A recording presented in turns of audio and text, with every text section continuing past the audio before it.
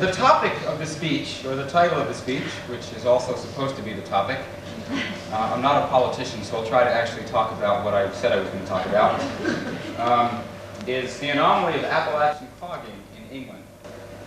And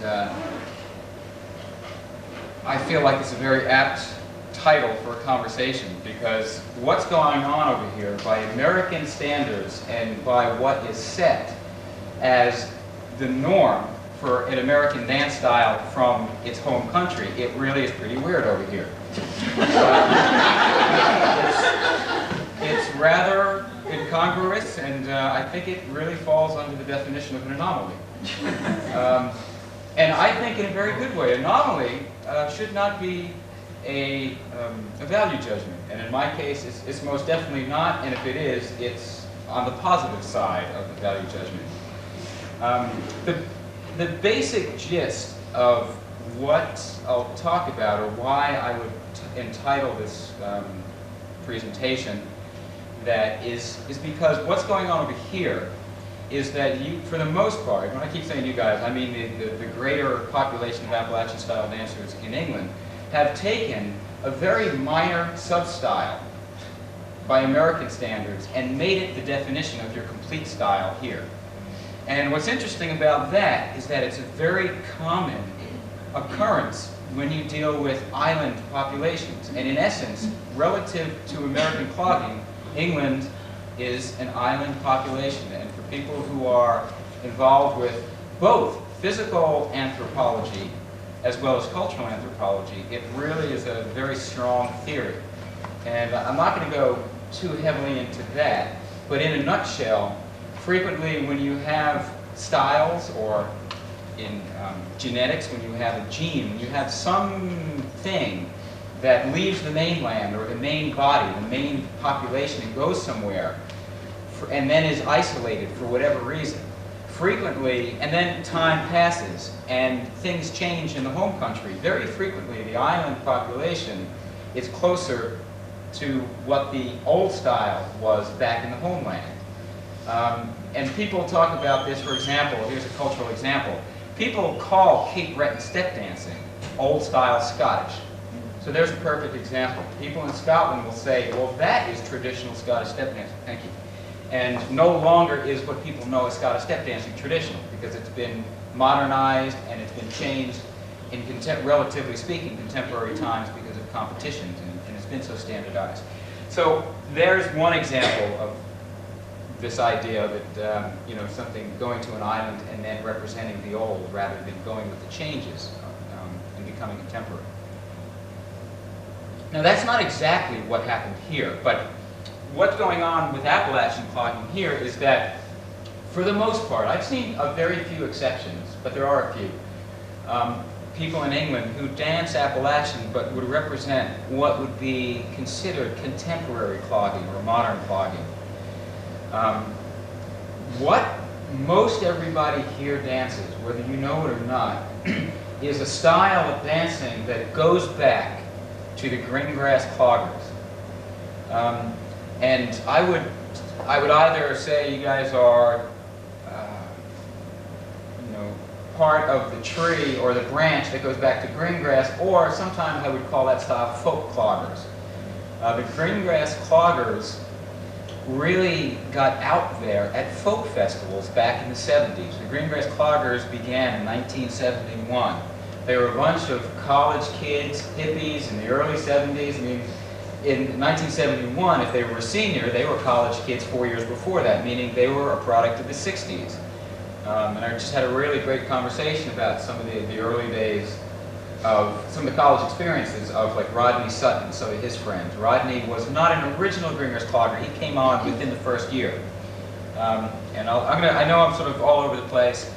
That's because I don't have anything prepared, other than a certain knowledge of what I'm trying to talk about. So I'll do the best I can to organize this.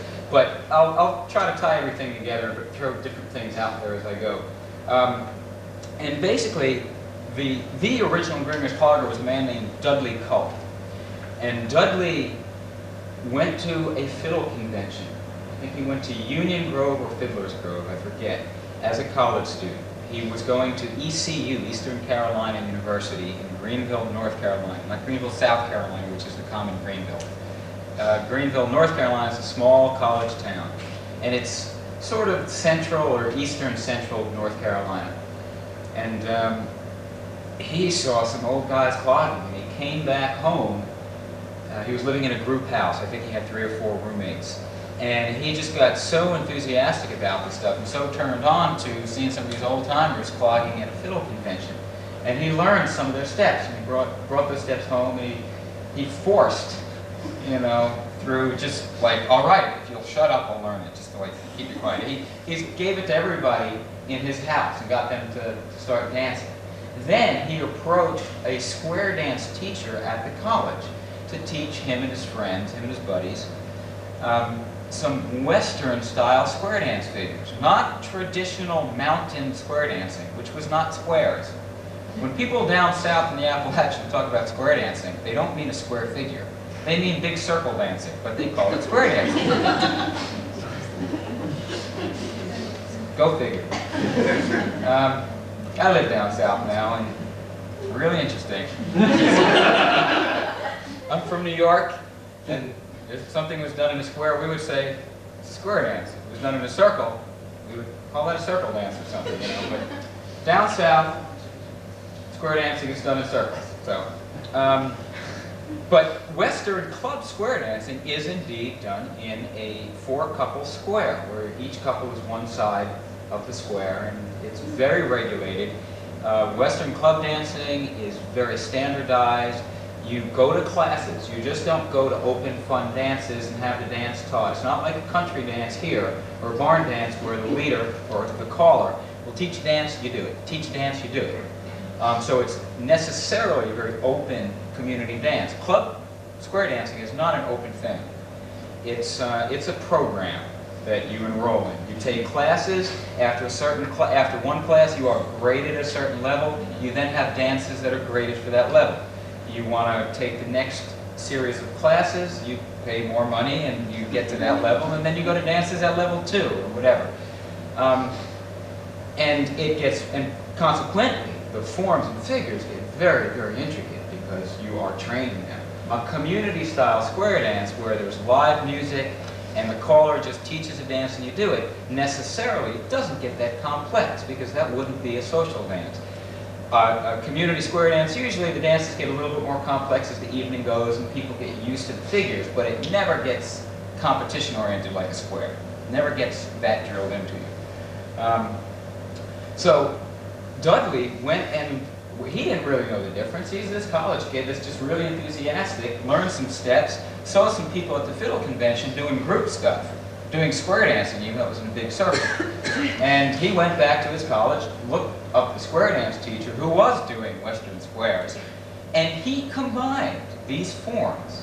He combined the figures of Western square dancing with the footwork of traditional clogging. And he basically invented a new form. Or he altered an old form considerably, depending on how you want to look at it. The Greengrass Cloggers found some local musicians who played old-time music, and they got their buddies to play music for them. Western club dancers always dance to recorded music, so that the caller can change the tempo on the turntable to match the calls. Frequently, the caller in a club type of situation was more interested in the bass going thump, thump, thump to keep the beat than he was in the actual musicality of the music. These guys, they didn't really know much about that. They heard music at the fiddle convention, so they got that type of music, which was music for music's sake, and dancers would dance to it. And so they were sort of mixing metaphors from all over the place, and they got pretty good.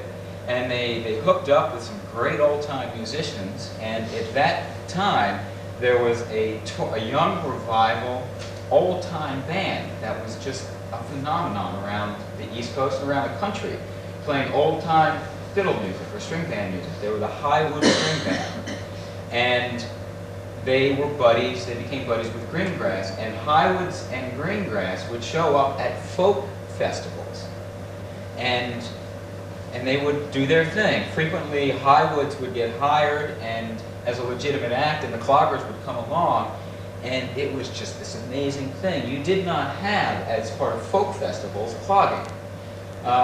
Sometimes folk festivals would have folk dancing, which, interestingly enough, in America, really never included American dancing. International folk dancing in America never included American stuff. Or if it did, there would be sort of the obligatory Virginia reel. And so when the Greengrass Cloggers hit the scene, you had all these people that were just amazed that here's a live band. Because the other thing with international folk dancing is frequently it would be a performance. And I mentioned this to my class or to somebody earlier today, that there really is a big difference in performing versus demonstrating. These guys would get out there and they put together a performance form, big kicks, which was their doing because they wound up on stage.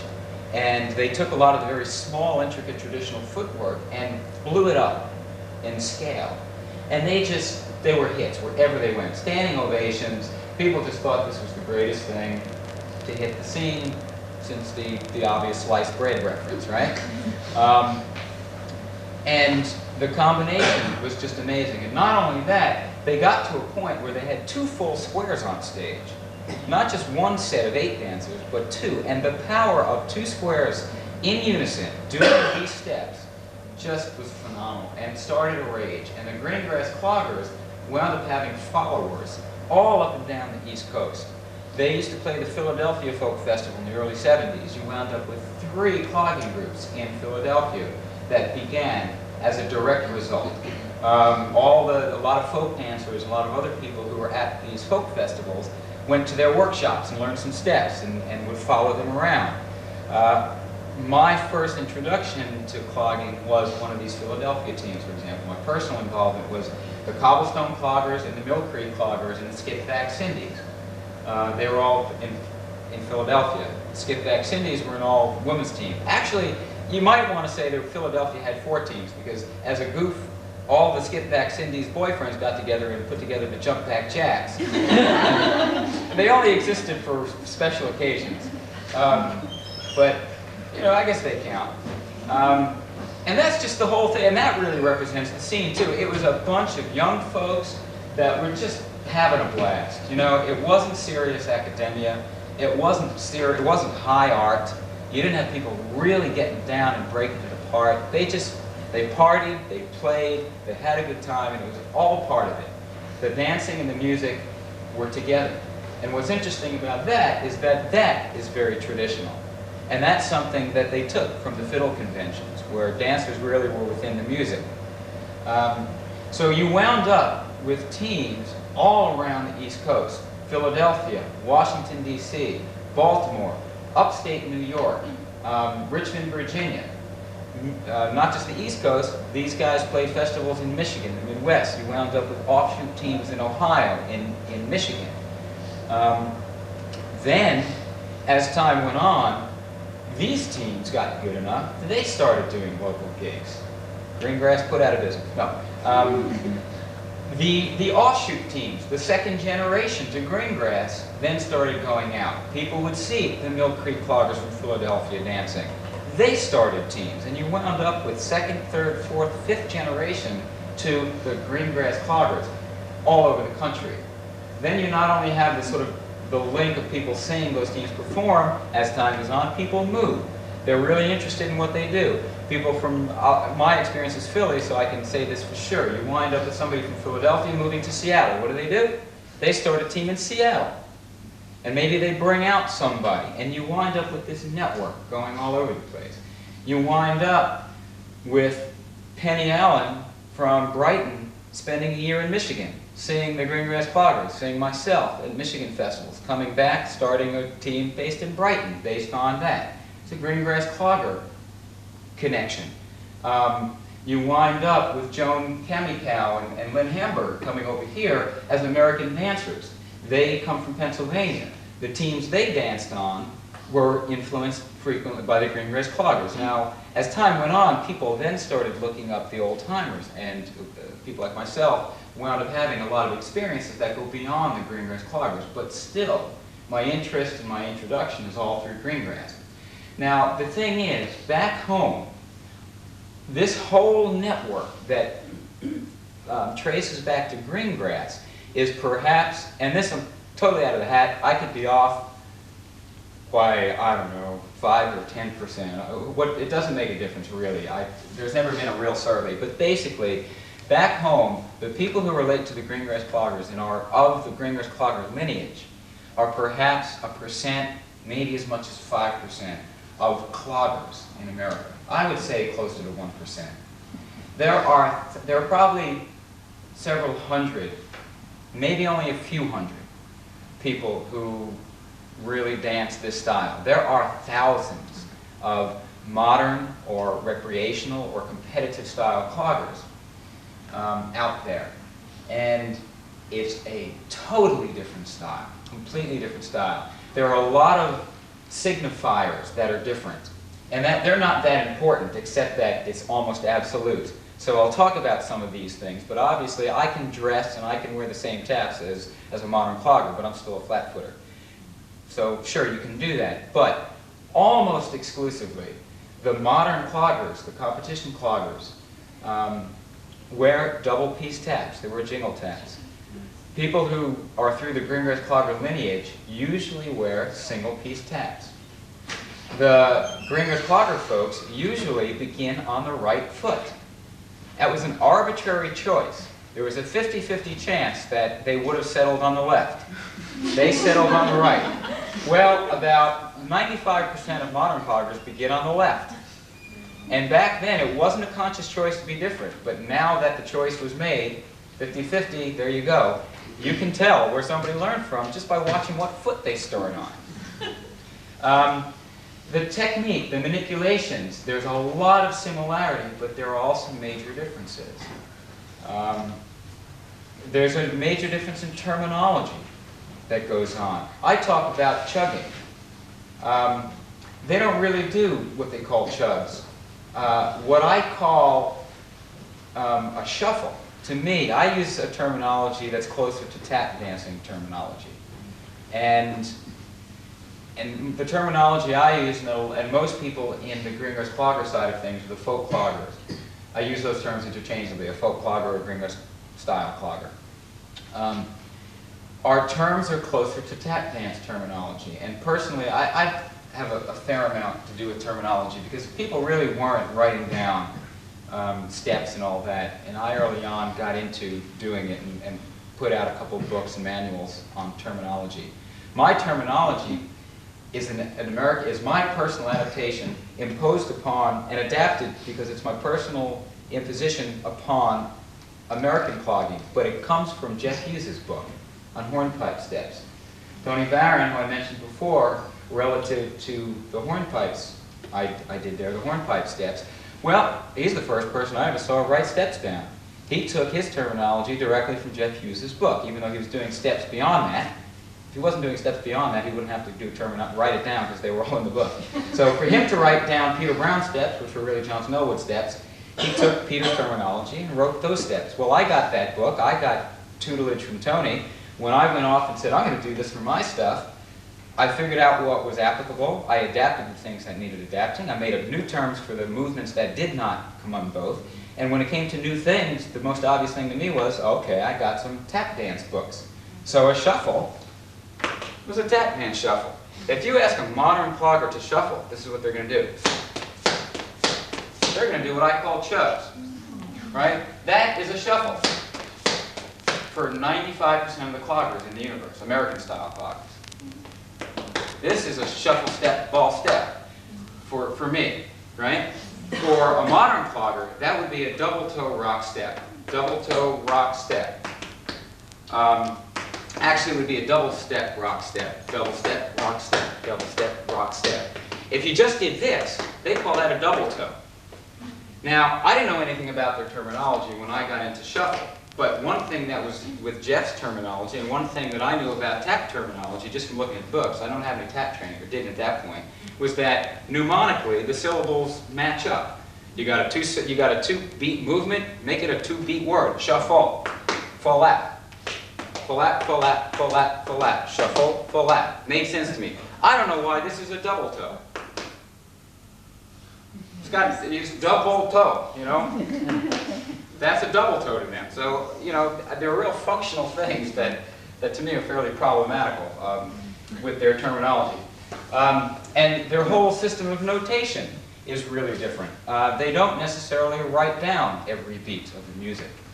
And because the words they use don't match up, beat by beat, and the rhythmic breaking down of it, it's like, it's a slightly dysfunctional form of notation they use.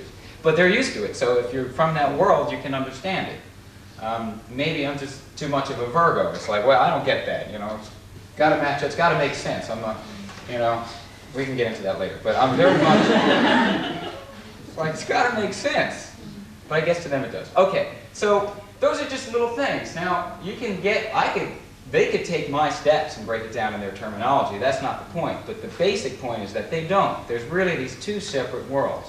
Now, I don't know everybody and whoever came over here and influenced American clogging. The first time I came over here was in 1986 at Sidmouth.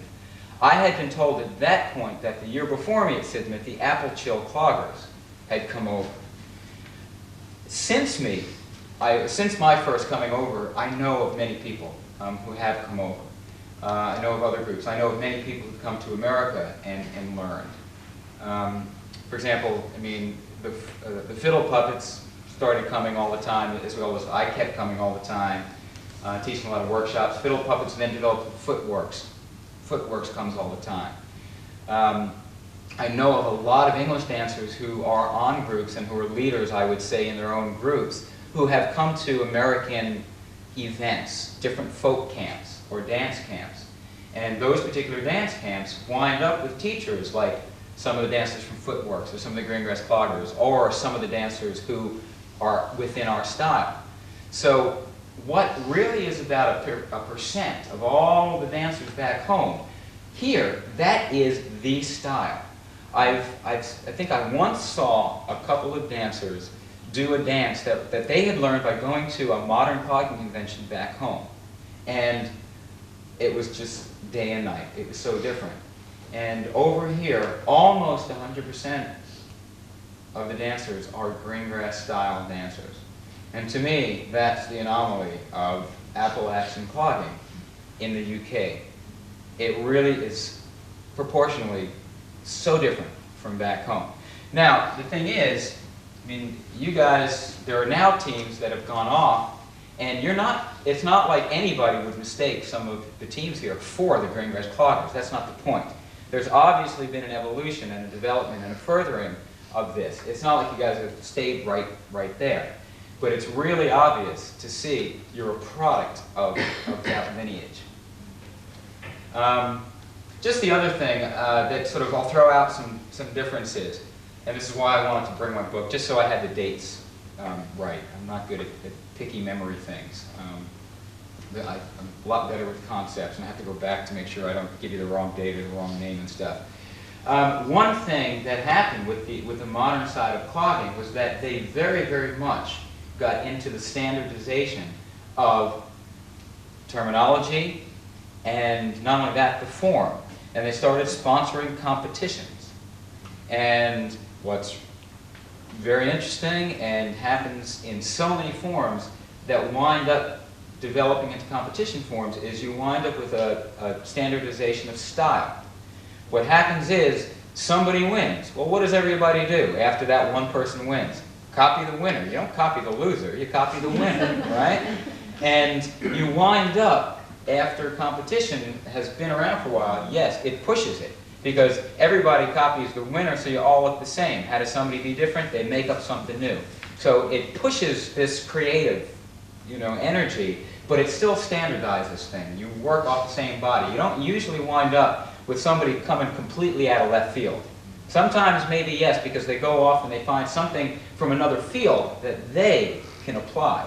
But for the most part, you wind up, if you take a whole bunch of different people that are coming from all over the place, and you wind up having competitions, they're going to make their way towards a fairly unified type of style. That's what happened in the modern world. There was an organization that began, I think they declared themselves into existence in 1978. they were the National Clogging and Hoedown Council. And they set down, they made a set of bylaws, and they wrote about things, and they had publications, and they defined clogging as an American form of step dancing where the steps were different combinations of 7 basic movements. They were that strict about it. For it to be clogging, Appalachian clogging, it had to be something that comes from these 7 movements. Well, people who had any creativity very instantly did things that drew on other movements. 7 movements are not much. And I don't even really know them for sure, but I could basically guess at them. One of the movements was their double toe. The other movement was the shuffle. Another movement was this rock. I call this a step, ball, step. For them it would be a step, rock, step. I don't know all of them, but it was those sort of basic movements. Well, very, very quickly, especially because they also started sponsoring competitions, the kids would show up in competitions and would do things that were not a product of those 7 things. Well, they came up with the term, well, buck dancing. They just decided that's what they were going to call this fancy clogging, buck dancing. Well, buck dancing was already a term that was in existence that applied to 2 other forms of stepping.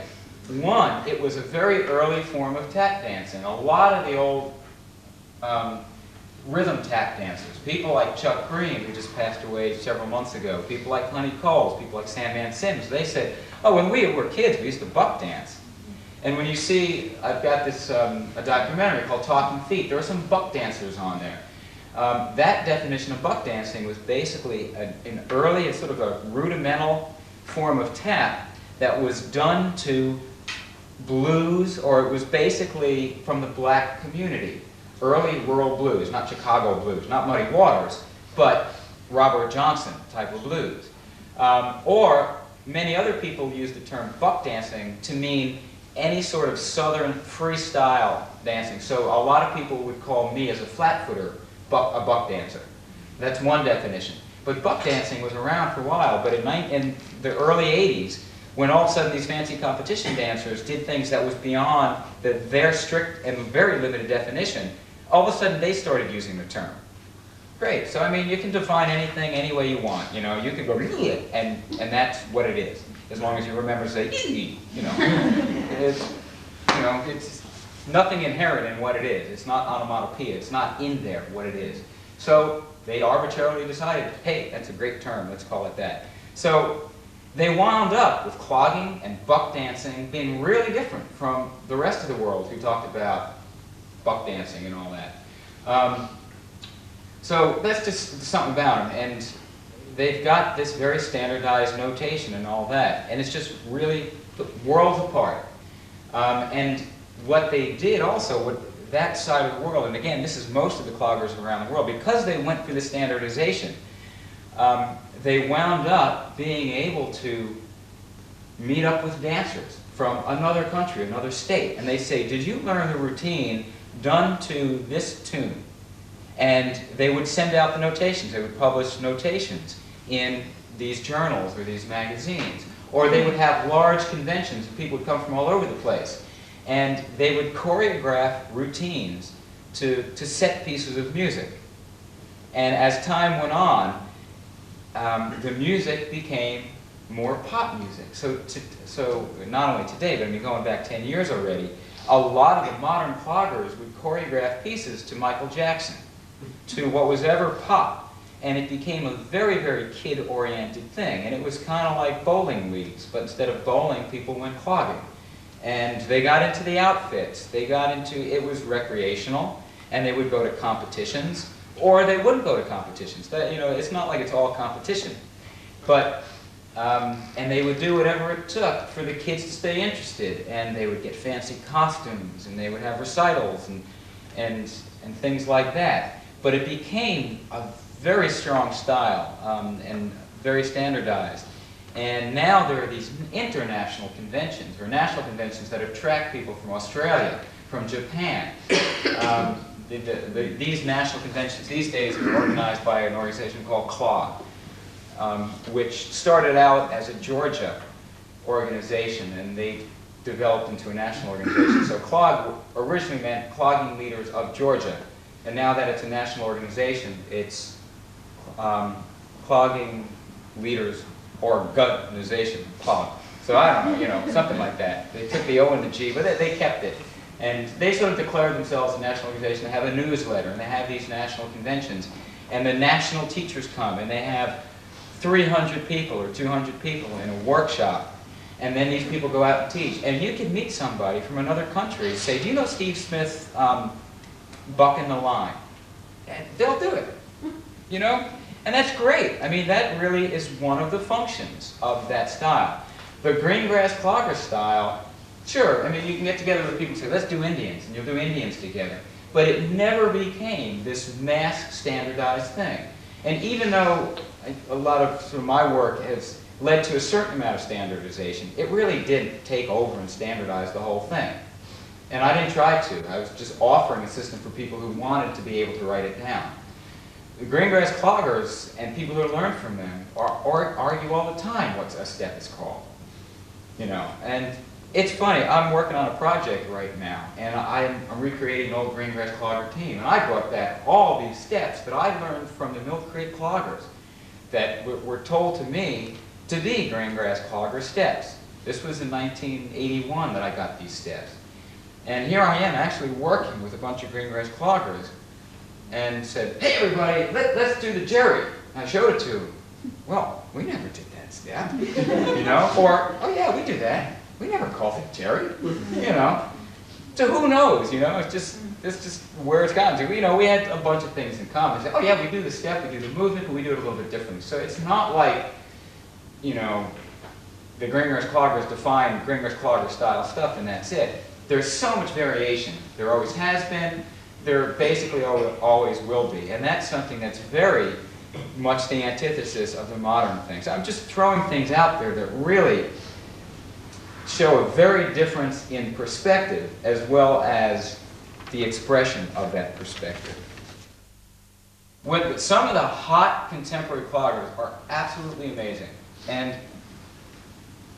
technically, so the modern competition dancers, technically, they are millennia ahead of us. Their technique is the equivalent of amazing tap dancers. You know, they've got triplets, they've got pullback, a lot, and okay, that'll send me off in a whole other direction.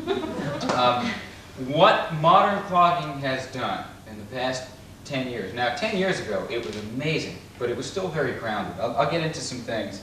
I'll start playing a little bit more of the anthropologist now. Distant history of clogging. I'll take a step back here. I'll change the topic here. It relates, but we're not directly doing the anomaly of clogging, Appalachian clogging in England anymore. In a nutshell, historic forms were brought to America. You had England, you had Scotland, you had Ireland. All immigrants, you know, from those different places came to America. And it's not like English clogging was any one thing. It's not like Irish step dancing was any one thing. You wound up with these different groups coming to America. They're mixed together. The melting pot is not a very fashionable concept these days in America, but it really is a very important concept historically. You know, just because you go somewhere doesn't mean you assimilate. But there still is a certain amount of assimilation, and especially in more distant times where people wanted to be American. And they didn't try to retain in pure forms their traditions from home. So you had the different UK forms or British Isle forms. There was dancing in America. The only indigenous form of dancing in America is Native American Indian dancing, you know. But we have American forms which are more recently American. Because of slavery, the unfortunate situation of slavery, there's a lot of influence from black Africans, specifically West Africans. That's where most of the slaves came from, some from Central. Mostly West African music and dance traditions and musical sensibility. That was a big contribution imposed upon the British Isle forms. But the whole concept of step dancing is European or British Isles as far as America is concerned. And the thing that really defined, you've got English clogs, your Durham hornpipe. You're in Lancashire, you're Lakeland Real. Great, you've got your Irish. Right? Okay, you got all this stuff. You got your Scottish, or the old world Scottish. Your Cape Breton, right? Okay, great. What's the common thread through all of those? They are up and return down.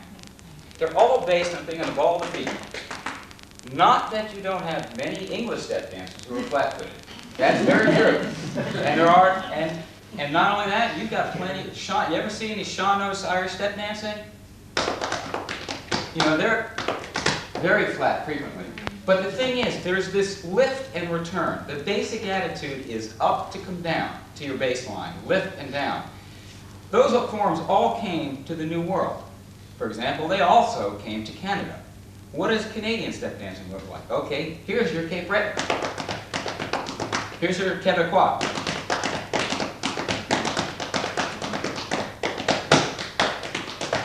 Very much Anglo and Celtic in style. Very much Canadian, the improvisational element, and blah, blah, blah. But still, the basic attitude, very much like the Anglo-Celtic roots. American clogging. Not going to do much in this world.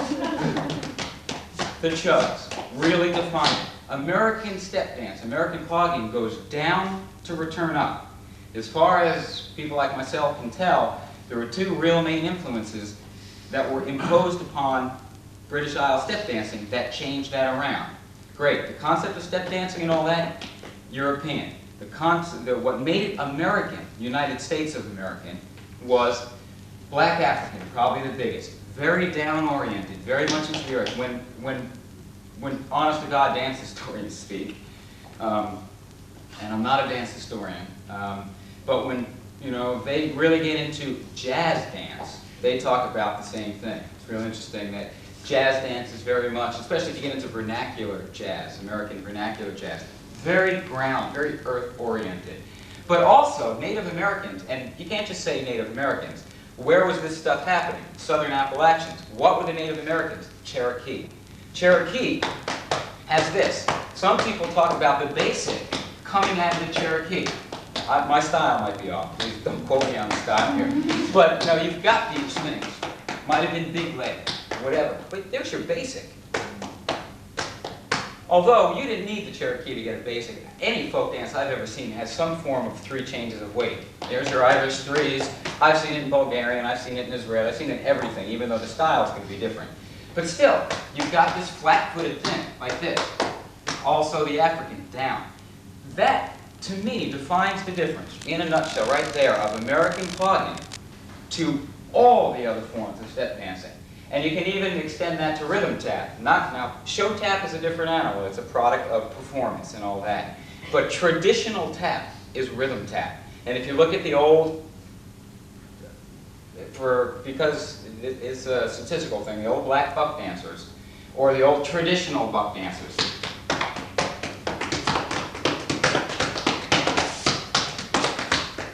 Again, very flat-footed, very down. Okay, whole different set of technique.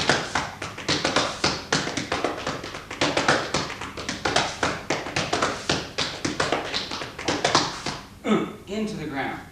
That is so African, black African, right? Same thing with American clogging, this down and all that. Now, what the modern competition dancers have done over the past 10 years is they've added a lot of tap. They've added a lot of French Canadian, or not French Canadian, but competition Canadian step dancing. I mean, that's happened up there too. Competition Canadian, a woman, this is traced to one individual, a woman named Judy Weymouth came down from Ontario. She was a competition-style Canadian clogger, not a traditional Canadian clogger. Well, she brought this whole idea to Appalachian cloggers. It opened up a whole world. And you've got all these American cloggers doing their throwing in Canadian, a whole new movement, bringing it up. Then the next thing you know it, you've got the top competition dancers hooking up with tap dancers, learning pullbacks, wings. They took all the flash moves from all the other styles and threw them in there. Why? Because they're competition dancers. They're trying to impress a judge. hide the camera, you know. They're doing these big movements. So today, if you go to a clogging competition, you don't see anybody doing this anymore. They've lost, as far as I'm concerned, very modern stuff has gone so far in taking other things that it's lost the one thing that really was its defining heart and soul as being American. And it's this mishmash, and it's the other thing is, technically most of them can't pull it off, so the rhythms are all over the place. But when you watch a good one, it's an amazing dance form. I don't know what to call it anymore. I wouldn't call it Appalachian clogging. It's most definitely an American form of percussive step dancing. But you can see the Canadian, you can see the tap, you can see the modern clogging in it. But there's no longer this. What's really ironic about that is that it's even as far apart as the modern cloggers and the Gringa style or traditional dancers were to begin with. They've continued to just absolutely go further and further apart. And it's just, it's phenomenal, you know. And it's a phenomenon also. And you guys here don't know anything about that. And that really is what clogging is in America. You guys are not clogging in America. You know, you guys are this little sliver of America. You know, I mean, and not like clogging is all over the place in America. I'm not saying you go into your average suburban household and they even know about modern clogging. That's not the point. But if you add up all the cloggers, not just in America, in the world,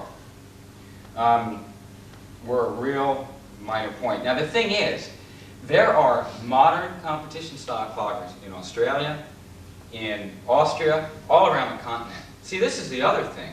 You guys are surrounded. We're all surrounded.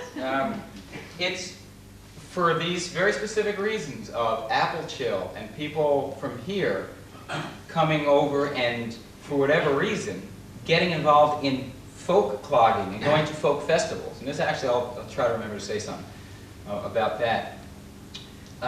Really, the only place that this style of clogging exists is in this minor portion of America, plus England. There is one Japanese green grass offshoot team in Osaka, and that's a whole other story also, because they learned a long time ago. They came to some folk camps and they got turned. The only cloggers they ever saw was the green grass cloggers, and people know, pardon the pun, you know, the yen that Japanese people have for imitation, right? So that group called the Corn Creek Cloggers came to a dance camp that I taught. The whole group came to take my class, and they brought their costumes. They were exact miniature duplicators. They stole the routine, they stole their costumes. It's just that it was a bit martial art-like. They were,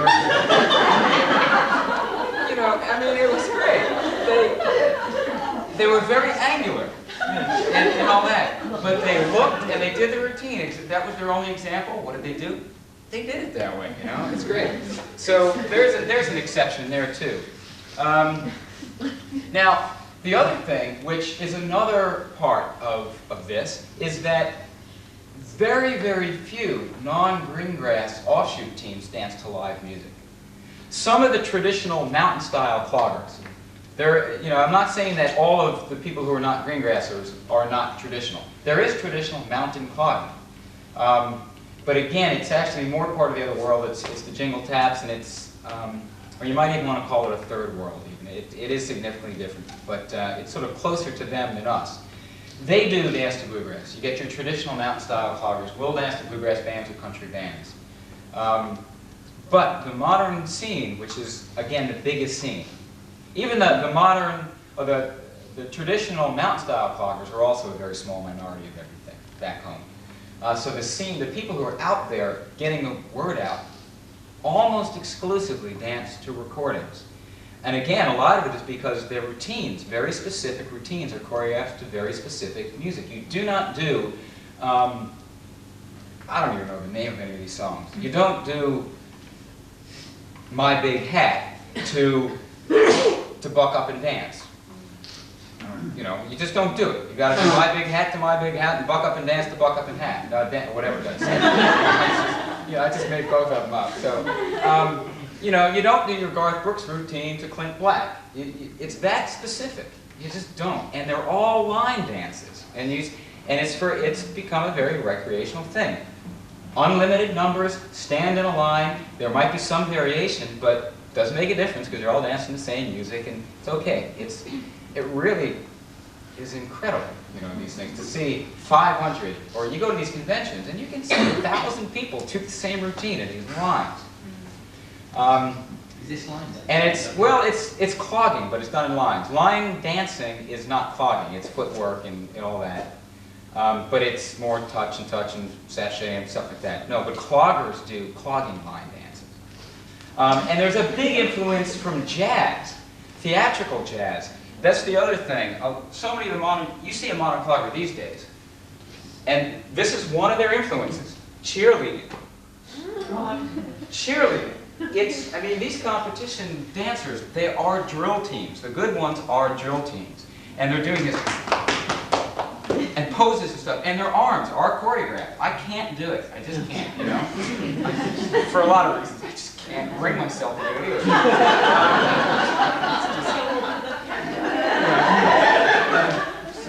You know, and they think we're a bunch of old folky hippies. I mean, it's...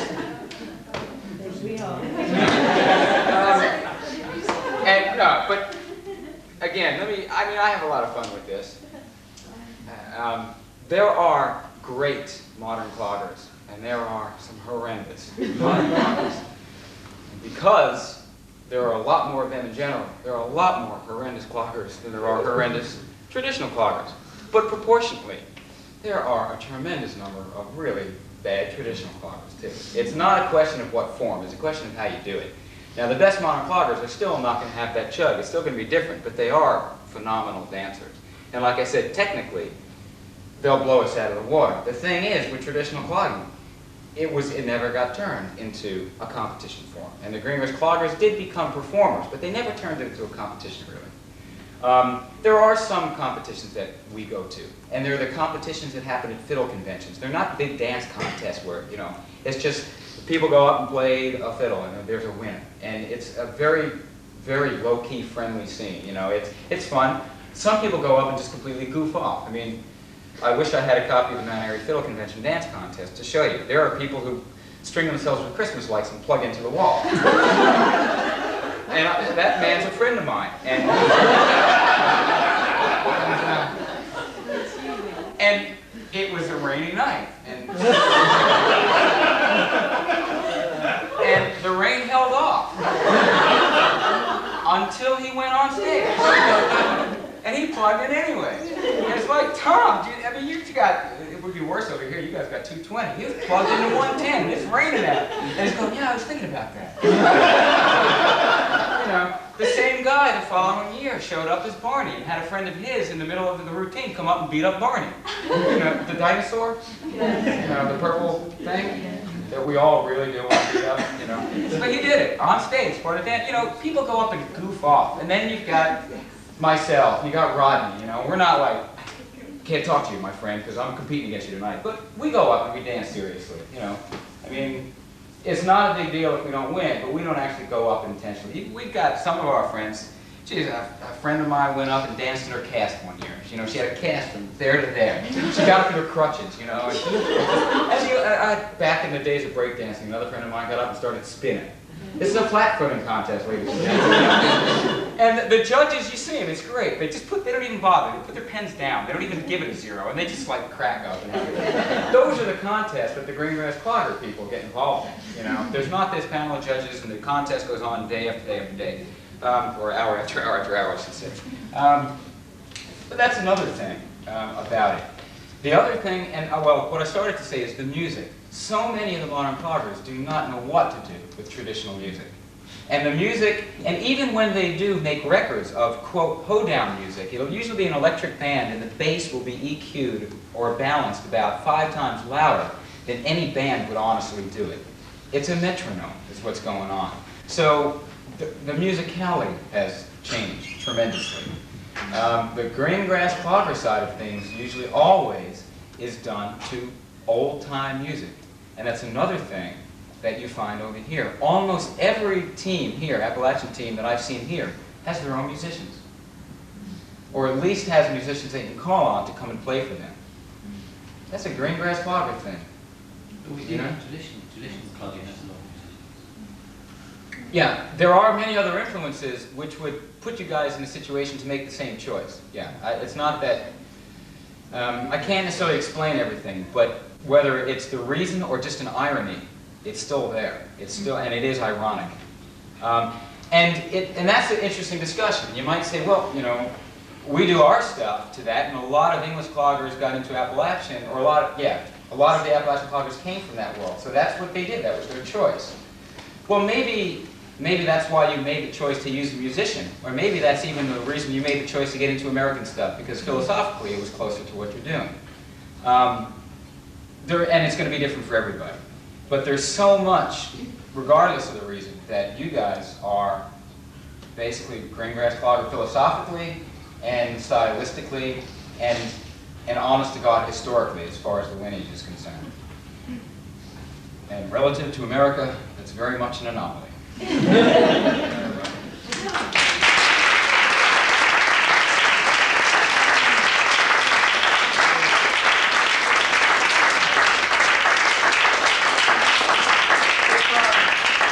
If folks are interested in honestly saying traditional flat footing, clogging, and all that, I've got a video with me that's a documentary. It's put together by Mike Seeger, who's been a genius as far as the music's been concerned, traditional music around America, and he's gotten really behind the dance.